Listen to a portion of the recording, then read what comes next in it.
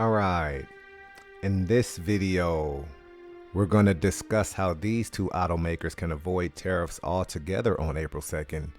And by these two automakers, in this case, I'm referring to both Honda and Toyota. So let's just jump right into it. Just got a couple of notes, couple of things I want to cover first, bring you guys up to speed before we start talking about what's going on technically.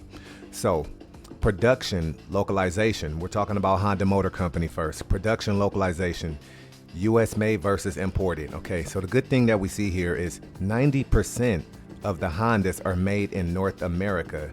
And if you got questions about the parts, I got a special treat for you later on in the video where we'll address that concern about, well, they're made from different the different parts are imported and those are going to have a tariff. We'll address that. So just relax. Let's just get through it. Honda produces the vast majority of its US sold vehicles domestically, okay, right here, higher than even Toyota, 70%. So Honda at 90%, Toyota at 70%, with major plants in Ohio, Alabama, and Indiana. Okay, so the cars that we see every day from Honda, the ones that we know of, like we see them every day, everywhere, the Accord, the CR-V, okay, the Honda Pilot, the Odyssey, I think that's the van, the Passport, larger SUV, the Civic, okay, how common is the Civic? CR-V hybrid, okay, we see these everywhere, every day. Nothing's going to change with those, and I'll tell you why. And only 10% imported, and that's an HR-V that comes from Mexico. There's an inside hybrid that comes from Japan, and there's some niche vehicles, okay? Civics Type R, maybe you guys have seen some of those before. Those come from the UK. Those should and probably will face a direct tariff unless there's an exception given to them. So we'll talk about exceptions and some other things like that in just a second. But as promised, in true Harmonic Trading Club fashion, because we do view the market through a harmonic lens, it's a beautiful thing to know and realize how harmonic that Honda Motor Company has been. It's presented many trade opportunities where a trader couldn't even really lose on if he were to wait for these particular setups to take place. Almost no risk, no drawdown. Just wanted to point that out first. Of course, you guys know by now I do have a little bit of a bias when it comes to the way I view the market in harmonic fashion. But where we are right now, you can see there was another one. This will probably be the, well, I can't say it'll be the final one because I believe the market is going to start going sideways until a decision is made. But if I just come in a little bit closer, you'll see this was the final one. That was an advanced bat pattern, and that filled and reacted on the 17th, which was about 10 days ago.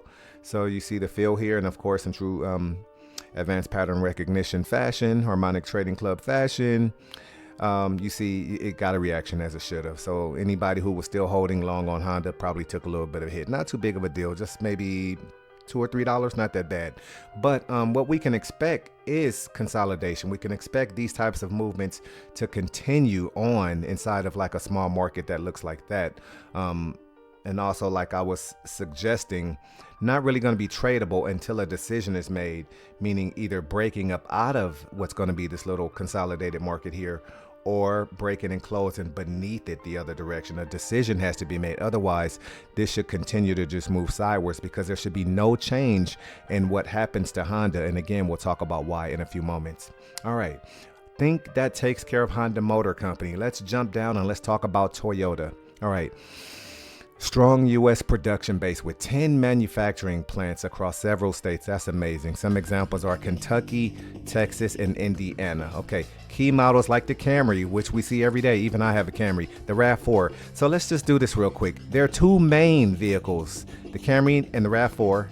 And their two main trucks, the Tundra and the Tacoma, are built in the U.S., reducing reliance on imports. I think that's a beautiful thing. Their four most major vehicles are built right here in the U.S. And again, we do have some more information on what can be expected. However, some vehicles, the Prius, okay, the Land Cruiser, and some, okay, all Lexus models are imported. That's one, and I think there's a 350 Lexus model that is imported, so tariffs could raise the prices of those unless some type of agreement is made.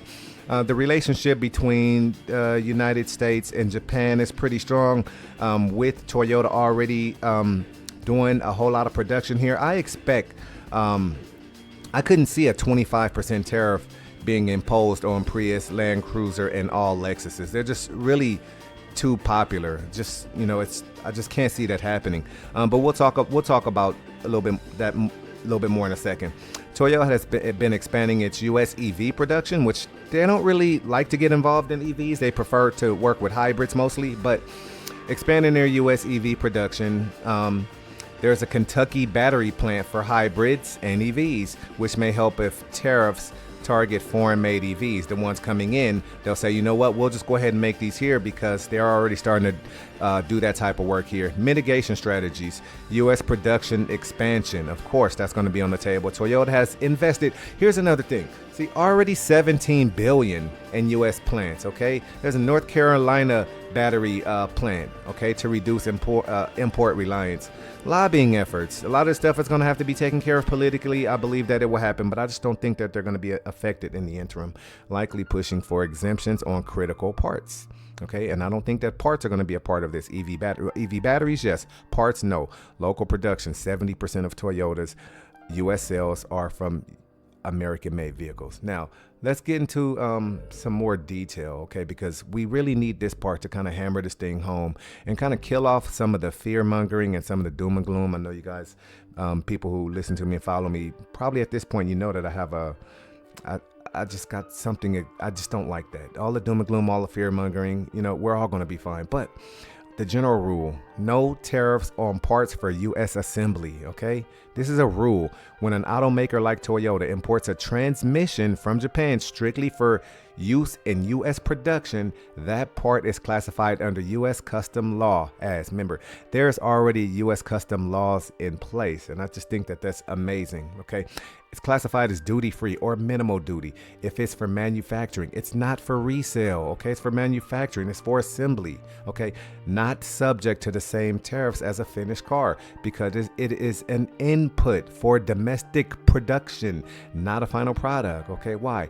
The U.S. encourages domestic manufacturing. I think we should all know this by now. So parts imported for assembly are treated differently than finished goods, okay? And let's talk about a little bit more on the law side, political side, custom side, the harmonized tariff schedule. HTS, harmonized tariff schedule, distinguishes between finished vehicles, HTS 8703, subject to 2.5% standard tariff, higher for trucks or under special cases like the 25% chicken tax on pickups.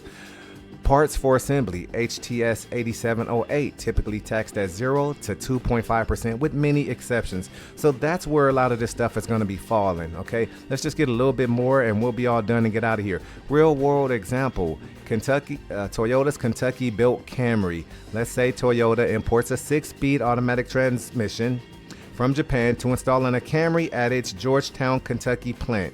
What happens at customs when the transmission arrives, or if many of them arrive, okay? The transmission is declared under HTS 8708 40.50. Transmissions for motor vehicles. The code already exists, and if you're looking at a 40.50, understand there's a 1.5, a 1.10, and so on and so forth. If we're up to 40.50 when we start talking about transmissions, all the parts are already there. I can promise you that. The standard tariff for this category is 2.5%. It's just very, very small, minuscule. But if the transmission is from a USMCA country, Canada or Mexico, 0% tariff. I'm not really sure about that part right there. But there are ways that they can avoid them. I'm pretty sure that they will avoid them. There's a whole lot more I could go into, but I think you guys kind of get the gist for the questions surrounding, well, they're made from imported parts all over the place. That's not the case. When that part is ordered by the manufacturer or by the automaker and it gets to customs, there's already laws in place. So wanted to do that to calm some of the fear, get rid of some of the doom and gloom. You know, just let people know exactly what we can expect to the best of my ability by doing as much research and study as I can so that we're clear on what we're doing, what we're dealing with, and what we're talking about. So if you like this video, give it a thumbs up so that the algorithm can send it out to other people and let them know that there's some good information out here. If you know somebody who might be interested in information like this or somewhere in the middle of a tariff debate with somebody or a political debate, send them this video. And subscribe to the channel if you're not subscribed. I could really use your support as I continue to provide as much support to the community as I possibly can and continue to try to grow this channel. All right, that's all we got on this one, guys. Take care of yourselves, be safe in the market, and we'll see you on the next video.